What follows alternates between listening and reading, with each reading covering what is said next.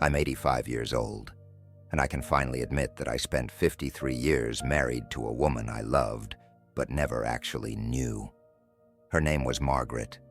We met when I was 22, married at 24, and I thought that was how you built a life. You found someone good, someone steady, and you worked hard to give them everything they needed. I believed that for most of my life. I provided well. That's what mattered to men like me. I had a good job at the plant, brought home a decent paycheck every Friday, never missed a day unless I was too sick to stand. We had a house by the time I was 30, 3 bedrooms, garage, backyard big enough for the kids to play in. Margaret kept it clean. I kept it paid for. That felt like partnership to me. We had 2 children, a son first, then a daughter 3 years later. I worked overtime when they were small because that's what you did. You made sure there was enough. Margaret stayed home with them, cooked every meal, packed every lunch. I'd come home tired, eat what she made, ask how the day was. She'd say, "Fine." I'd nod. That was our routine for years. I thought she was content. I really did. I never hit her, never raised my voice much, didn't drink away my paycheck or disappear on weekends. I fixed things when they broke. I showed up. In my mind, I was doing everything right. Better than my father did, certainly. He barely spoke to my mother except to criticize. I wasn't like that. I thought that meant I was a good husband. But I didn't talk to her. Not really. Not about things that mattered. I remember one night, must have been 30 years into the marriage. The kids were grown and gone. It was just the 2 of us at the dinner table.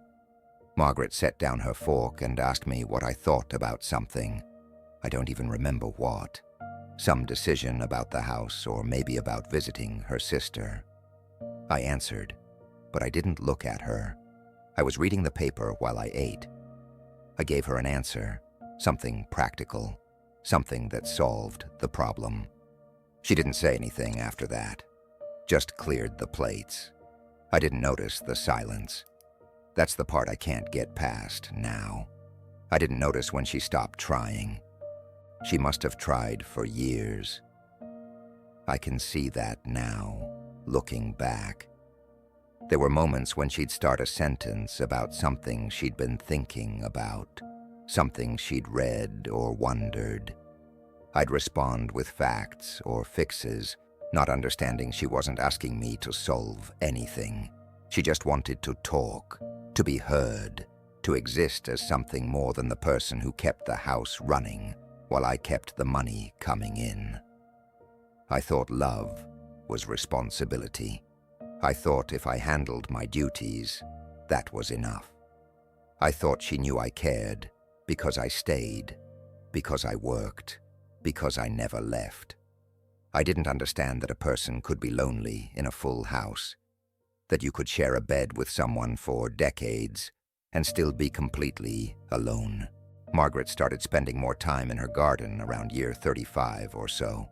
She'd be out there for hours. I'd see her through the window, kneeling in the dirt, tending to flowers I never learned the names of. Sometimes she'd bring in clippings and arrange them in vases around the house. I'd notice them for a moment, say they looked nice, then go back to whatever I was doing.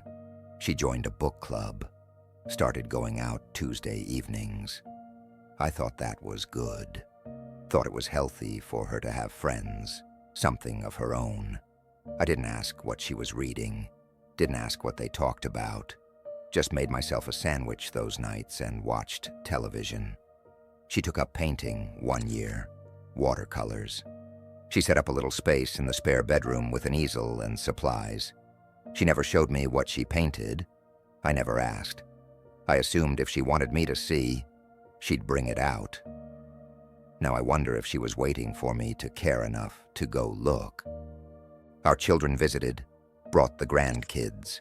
Margaret would light up around them in a way I rarely saw otherwise. She'd talk and laugh and tell stories.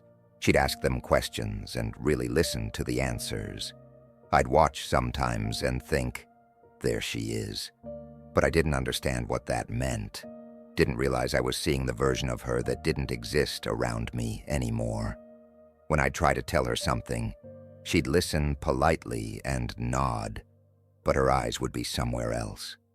The same way mine must have been for all those years. We'd become people who lived in the same house but existed in separate rooms, even when we were sitting right next to each other. I thought that was just what happened in long marriages, that the fire settled into routine, and that was natural, even good. Nobody told me there's a difference between comfortable silence and the silence of two people who've given up trying to reach each other. The heart attack came when I was 79. Not a big one, but enough to put me in the hospital for a week. Margaret visited every day. She'd sit in the chair by the bed, tell me what was happening at home, make sure I was eating the hospital food. She was kind, efficient. She held my hand once, briefly, when the doctor came in with test results. But there was something in her face I'd never seen before. A kind of distance, like she was there because it was her duty, but not because she couldn't bear to be anywhere else. I wondered, lying in that hospital bed, when was the last time she'd looked at me and actually wanted to see me. I came home and things continued. We fell back into routine, but something had shifted in me. Maybe facing mortality does that. Maybe it just took me that long to finally pay attention. I started noticing things. How Margaret would start sentences and then stop herself, as if she'd remembered there was no point. How she'd make my coffee exactly the way I liked it, but never asked if I remembered how she took hers. How we could go entire days speaking only about logistics, groceries, appointments, bills, weather. I tried asking her questions about her day, about what she was thinking, but it felt awkward, like I was speaking a language I'd never practiced. She'd answer briefly, politely, the way you'd talk to an acquaintance. Then she'd change the subject back to something practical. I'd missed the window. That's what I realized. There had been years, maybe decades, when she would have opened up if I'd just asked, if I'd just looked up from the paper, or turned off the television, or stopped treating our conversations like items on a to-do list. But I hadn't. And now she'd closed that door. I thought about apologizing, trying to explain. But explain what? That I'd been too busy providing to notice I'd forgotten to be present. That I'd loved her in the only way I knew how, which apparently wasn't enough. That I'd thought being a good man meant being responsible, not realizing she needed me to be more than responsible. The words felt too big and too late. She died 4 months ago. Stroke. Quick, they said. She didn't suffer. I suffer now, though. Not from grief, exactly, though that's there too, but from understanding. From finally seeing what I'd refused to see for 53 years. That I'd had a wife who stayed loyal, who kept our home, who raised our children, who never asked for much, and I'd repaid her by treating her like a business partner instead of a person I claimed to love. I have her paintings now. Found them in the spare room when I was sorting through her things. Landscapes, mostly. Gardens. One of the ocean, even though we only went once. They're beautiful. She had talent. I never knew. There's one of a house that looks like ours, but the windows are dark. No one's home. Or maybe everyone's home, but no one's really there. I stare at that one sometimes. Wonder if that's how she saw us. Our daughter said something at the funeral. She said her mother was the strongest person she knew because she'd built a full life, even when she was lonely. I didn't understand what she meant at first. Margaret wasn't lonely.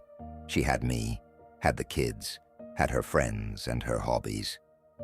But she did have me, didn't she? Not in any way that mattered. I sit in this house now, and it's exactly as she left it. Her coffee mug still in the cabinet, her sweater on the back of the chair, her reading glasses on the end table. I haven't moved anything. Maybe because I'm hoping that if I keep it all the same, I can pretend she's just in another room, that I still have time to do it differently. But I don't. Time's the one thing I can't negotiate with. I think about young men sometimes. See them in the store or at the doctor's office, busy with their phones or their thoughts, standing next to women who are trying to tell them something. I want to stop them, want to say, look at her, really look at her. Ask her something that matters. Listen to the answer. Don't assume you have forever to figure this out. But I don't say anything. What authority do I have? I'm just an old man who learned everything too late to use it. If you're married or building something with someone, and you think you're doing it right because you're being responsible, because you're providing, because you're staying, let me tell you something I wish someone had told me. That's not enough. It's necessary, maybe, but it's not sufficient. People need to be seen, need to be heard, need to matter in ways that go beyond function. I didn't see Margaret. I saw the wife, the mother, the keeper of the house. But I didn't see the woman who had thoughts and dreams and loneliness and a whole internal world I never bothered to ask about. And now she's gone, and I can't ask, can't make up for it, can't go back and choose differently. The silence in this house is different than it was when she was here. It's emptier somehow, more honest. I'm 85 years old. I don't have much time left myself. Maybe a few years if I'm lucky.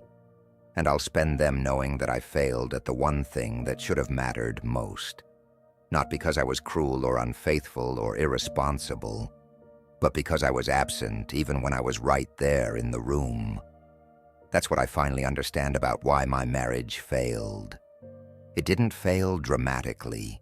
It failed quietly, one missed conversation at a time, one moment of not looking up at a time, one assumption that tomorrow would be soon enough at a time, until there were no more tomorrows.